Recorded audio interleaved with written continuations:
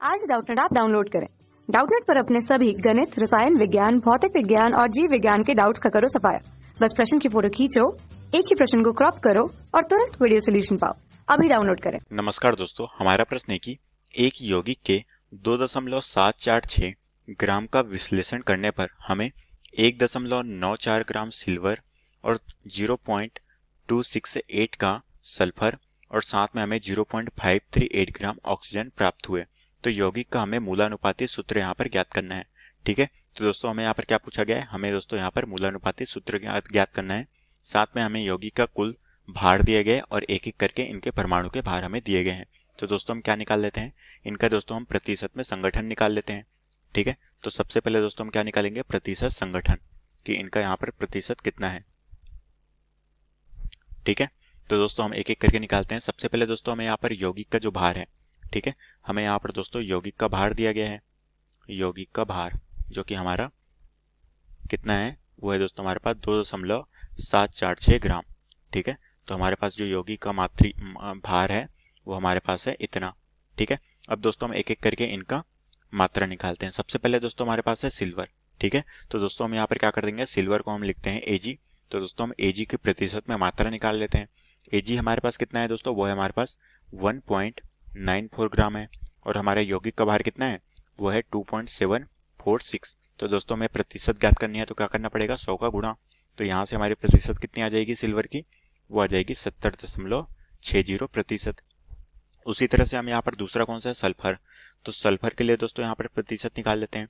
Sulphur की मात्रा कितनी है, वो है 0.268 बटे हमारे पास यौगिक का भार कितना है, वो है 2.746 इंटू प्रतिशत निकाल रहे हैं, तो हमें क्या करना पड़ेगा, 100 का गुणा। तो यहाँ से कितना आ जाएगा सल्फर की मात्रा, 9.76%। उसी तरह से तीसरा कौन सा है, वो है हमारे पास ऑक्सीजन। तो ऑक्सीजन की प्रतिशत निकाल लेते हैं। इसकी मात्रा कितनी है, 0.538 बटे हमारे पास दोस्तों यहाँ पर भार कितना है, 2.746 इंटू हमें करना पड़ेगा 100। तो ऑक्सीजन की मात्रा कितनी आ जाएगी, वो आ जाएगी 19.60%। ठीक है, तो ये आ गई दोस्तों हमारे पास प्रतिशत में मात्रा। अब दोस्तों में बोला गया है कि इसका मूलानुपाती सूत्र ज्ञात करना है। तो दोस्तों मैं यहाँ पर एक सारणी बना लेता हूँ जिसके जरिए हम मूलानुपाती सूत्र की गणना करेंगे। ठीक है, तो ये दोस्तों हमारे पास सारणी बन गई। अब दोस्तों यहाँ पर हो जाएगा, सबसे पहले हम यहाँ पर तत्वों का नाम लिखेंगे। ठीक है, उसके पश्चात यहाँ पर होगा परमाणु भार। उसी तरह से यहाँ पर होगा हमारे पास प्रतिशत में मात्रा। यहाँ पर हम मोलों की संख्या निकालेंगे और दोस्तों साथ में मूल अनुपात, और यहाँ पर एक होगा पूर्णांक अनुपात। ठीक है, तो हम यहाँ पर नाम लिख लेते हैं। यहाँ पर हो जाएगा तत्वों का नाम, साथ में ये होगा परमाणु द्रव्यमान।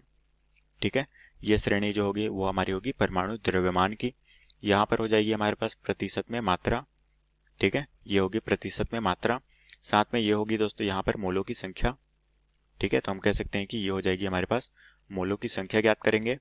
ठीक है, और यहाँ पर हो जाएगा हमारे पास सरलतम मोल अनुपात। तो हम कह सकते हैं कि यहाँ पर हो जाएगी सरलतम मोल अनुपात। ठीक है, यहाँ से हमारी सरलतम मोल अनुपात निकालेंगे और यहाँ पर हो जाएगा हमारे पास पूर्णांक पे अनुपात। ठीक है, ये हो जाएगी पूर्णांक अनुपात। ठीक है, तो अब दोस्तों हम एक एक करके सारणी को पूरा करते हैं कि हमें यहाँ पर कौन कौन से तत्व दिए गए हैं। ठीक है, तो सबसे पहला तत्व है दोस्तों हमारे पास Ag जो कि है सिल्वर, सल्फर और ऑक्सीजन। ठीक है, तो हम यहाँ पर तत्वों के नाम लिखते हैं। सबसे पहला तत्व है दोस्तों हमारे पास Ag, दूसरा है हमारे पास सल्फर और है हमारे पास ऑक्सीजन। तो हम जानते हैं दोस्तों Ag का हमारे पास परमाणु द्रव्यमान कितना होता है, वो होता है 107.9, और सल्फर का कितना होता है दोस्तों, वो होता है 32.06। ऑक्सीजन का कितना होता है 16.0। प्रतिशत में मात्रा कितनी दी गई है हमें, हमने जो कि निकाली है, जो कि यहाँ पर है 70.60। ये है 70.60। सल्फर का हमने कितना निकाला है, वो निकाला है 9.76। उसी तरह से यहाँ पर ऑक्सीजन का कितना निकाला है, वो निकाला है 19.60। ठीक है, तो ये हमारी प्रतिशत मात्रा हमने यहाँ पर निकाली है। अब दोस्तों हम मोलों की संख्या निकाल लेते हैं। तो मोलों की संख्या के लिए हमें प्रतिशत मात्रा को परमाणु द्रव्यमान से भाग देना पड़ेगा। तो ये हो जाएगा 70.60 भागित हमारा क्या हो जाएगा 107.9। तो यहाँ से मोलों की संख्या कितनी आ जाएगी, वो आ जाएगी 0.654। उसी तरह से यहाँ पर कितनी आ जाएगी दोस्तों, ये आ जाएगी 9.76। हमें भाग देना पड़ेगा 32.06 से। तो यहाँ से हमारे पास कितनी आ जाएगी, वो आ जाएगी 0.304।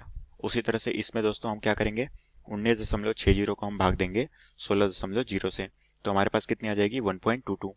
ठीक है। अब सरलतम मूल अनुपात के लिए सबसे छोटी संख्या कौन सी है, वो है 304 वाली, तो हम इसे सबसे भाग देंगे तो हो जाएगा 0.654 भागित 0.304, तो यहाँ से कितनी आ जाएगी 2.15।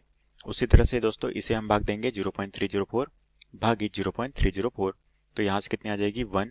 उसी तरह से ये आ जाएगा 1.22 भागित 0.304, तो यहाँ से कितनी आ जाएगी, ये आ जाएगी 4.01। तो दोस्तों हम कह सकते हैं कि पूर्णांक में इसकी संख्या कितनी है, वो है 2, ये है 1 और ये है लगभग 4 के बराबर।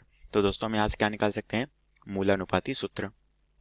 मूलानुपाती सूत्र, तो दोस्तों हमारा जो मूलानुपाती सूत्र बनेगा वो हमारा क्या बन जाएगा, ये हो जाएगा Ag2, सल्फर का कितना है वो है 1, तो ये हो जाएगा S, और यहाँ पर ऑक्सीजन कितनी है वो है 4, तो हो जाएगा हमारा Ag2SO4। ठीक है, और यही दोस्तों में प्रश्न में पूछा गया था कि यहाँ पर हमें मूलानुपाती सूत्र ज्ञात करना था, जो कि होगा Ag2SO4, और यही दोस्तों हमारे प्रश्न का उत्तर है। तो आशा करता हूँ दोस्तों आपको ये प्रश्न समझ आया होगा। धन्यवाद। कक्षा 6वीं से 12वीं से लेकर नीट, IIT, JEE वो एडवांस के लेवल तक 1 करोड़ से ज्यादा छात्रों का भरोसा। आज ही डाउनलोड करें डाउटनेट ऐप या व्हाट्सएप करें अपने सारे डाउट्स 8400 400 400 पर।